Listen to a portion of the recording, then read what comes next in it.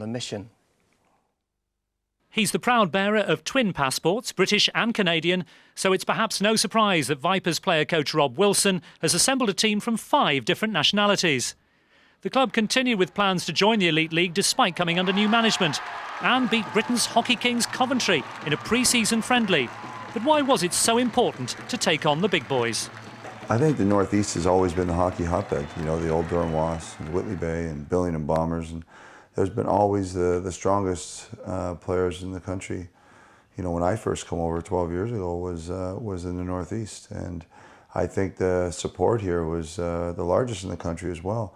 And I think people want to see top flight hockey. I really think that you know, the BNL was enjoyable for some people, but I think if you want the real hardened hockey fans to come back, we had to get to the Elite League.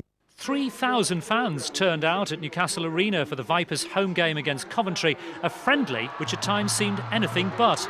Wilson, though, says while winning is the goal, fighting does have a role in the sport, as well as being a crowd pleaser.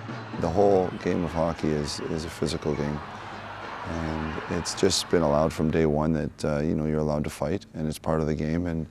But it's like you just don't go out and just decide, oh, we're just going to fight. You know, there's reasons for it, and as coaches, you have to know when it's right for your team to fight as well. You know, there might be something happen during the game, and it might be a very close game with a couple minutes to go. You can't afford getting a penalty, and you have to be intelligent about these things.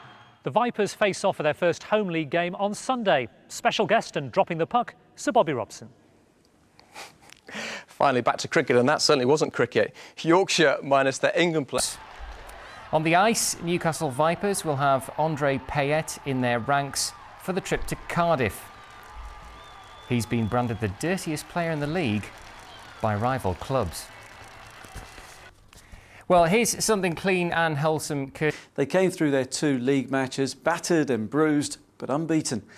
A 2-0 win at home to Basingstoke Bisons was the weekend's highlight.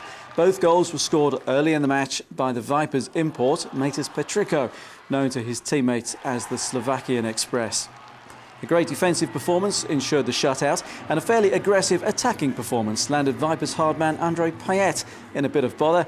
Bison's Michael Wales was on the receiving end. Both players were sent from the ice, but of course they were all friends again at the end.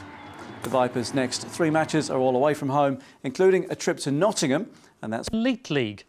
The Vipers followed up their away win at Cardiff with a 2-0 home success against Basingstoke. 2 goals from the aptly named Slovakian Express. Matas Petrico did the trick, although netminder Trevor Koenig did stop 22 shots to keep his 3rd clean sheet. Thank you, Mark. Now we've got a professional in our